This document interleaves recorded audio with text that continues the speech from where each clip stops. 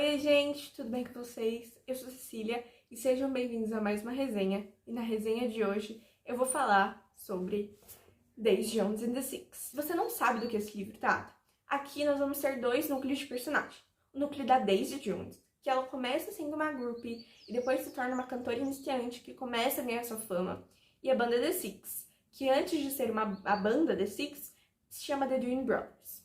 E a gente acompanha essa banda durante a trajetória e a carreira internacionalmente famosa deles. E em determinado ponto da história, essas duas histórias vão se cruzar. E a gente vai conhecer a banda que dá nome ao título, Daisy Jones and the Six. Vale lembrar que esse livro pode lidar com assuntos que podem ser gatilho, como o uso de drogas, alcoolismo e relacionamentos abusivos. Então leiam com cuidado. Então, agora que vocês já entenderam um pouquinho do que se trata, vamos para a resenha? A primeira coisa que eu quero nomear aqui são os personagens. Todos eles são muito bem escritos, eles têm profundidade, eles têm defeitos e qualidades.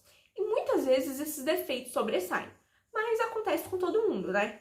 Entre eles, eu vou falar sobre o Billy, o Ed e a Daisy. O Billy, ele é o cantor do The Six, e ele é aquele cara macho, que acha que manda em tudo. Se alguma mulher vir falar na frente dele que ele quer fazer alguma coisa, ele vai falar, não, não, não, não, não.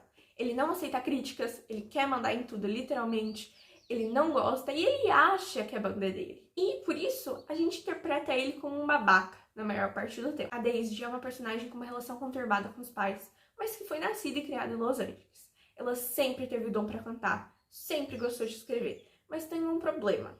Ela é viciada em drogas. Durante todo o livro, a gente vai acompanhar essa trajetória dela, usando drogas, como ela sai das drogas e esse impacto que as drogas causam na vida dela. O Eddie Loving, ele não é um personagem de destaque, mas eu coloquei ele aqui porque eu acho que ele é um personagem que durante todo o livro a gente também pode se irritar um pouquinho.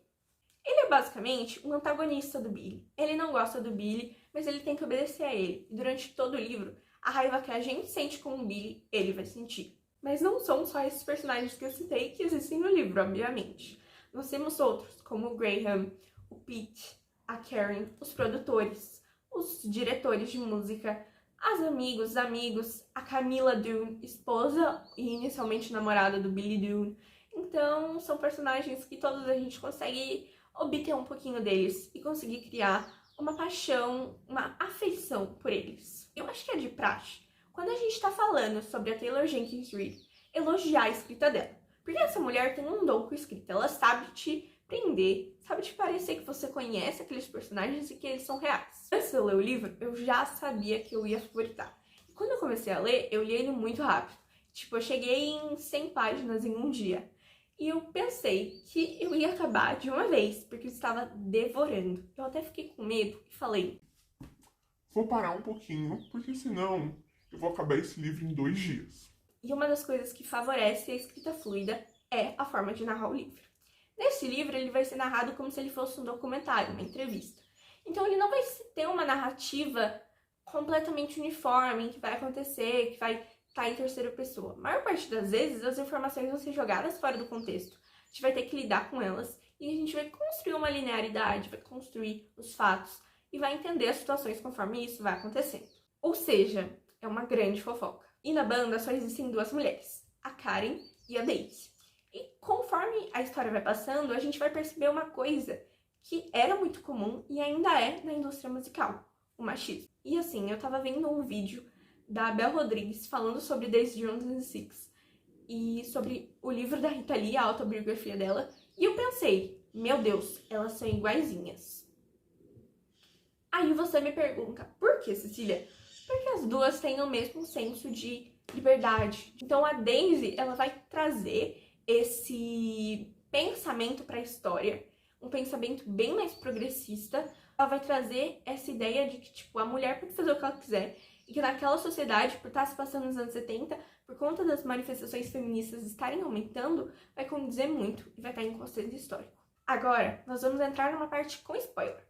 Porque assim, gente, não tem como falar sobre esse livro sem comentar sobre alguns assuntos. Um trecho que eu gosto muito do livro, e eu acho que representa ele na questão de paixão e rejeição, é quando a Karen vai falar sobre a Daisy e a Billy. E ela se refere a eles como almas iguais, não gêmeas, iguais. Porque eles têm as mesmas características. E quando, por exemplo, duas pessoas iguaizinhas entram numa relação, aquela relação não funciona. E eu levo isso como a minha opinião para esse livro. Porque pra mim, desde o início, mesmo que a química deles fosse surreal, de imensidão, fosse muito grande, muito tocante, assim, e deixasse todo mundo lendo, e todo mundo, mesmo na história, assim, de boca aberta, tava muito óbvio que eles não davam certo. O Billy não conseguiria deixar a Daisy fazer nada. O Billy tem uma necessidade de controle, de mandar em tudo. E quando a Daisy chega, ela tira isso dele. E eu acho que isso daí que é o fator inicial, porque ninguém teve coragem de fazer isso. Então eu acho que a Daisy vem como essa figura que entra, vira a antagonista com o Billy. Eles têm ali, ficam polos opostos, fica aquela tensão no mar.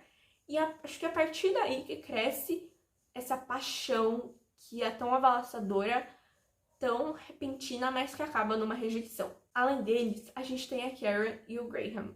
E eu acho que eles também apresentam uma certa forma de paixão e rejeição.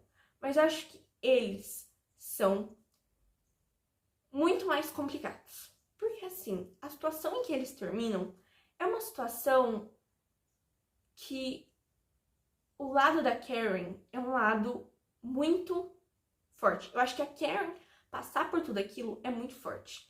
E o Graham culpar ela daquilo é um ato super babaca. Pra mim, Karen escreveu Midnight Rain pro Graham e eu tenho como provar.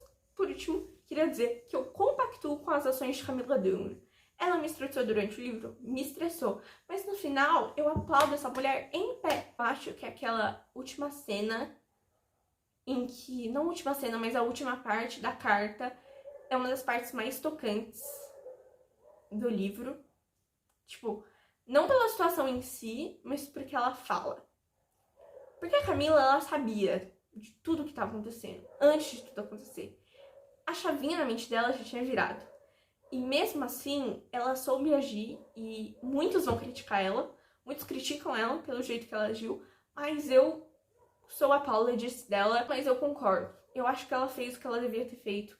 Eu acho que ela tava no direito dela de fazer tudo e os dois lados ficaram bem. A gente tem que pensar por esse lado. E agora, eu tenho uma pergunta pra Cecília do Futuro, que vai estar assistindo a série que vai sair na Amazon Prime, que é: por que a banda The Six vai continuar sendo The Six se não tem o Pete? Tipo, vai ter algum motivo específico pra isso? E eu tô muito curiosa pra saber isso, porque eu acho que esse é o que da questão. Eu tô nem aí pra história. Não que eu esteja nem aí pra história, mas tipo assim, eu não ligo se estiver fiel ao livro, espero que esteja, mas eu não ligo se estiver fiel ao livro.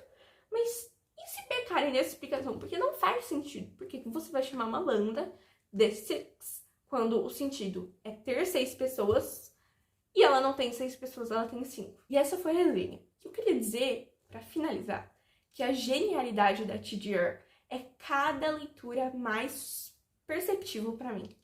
E é por isso que eu acho que Days of the Six é quase como um clássico contemporâneo. Tchau, gente!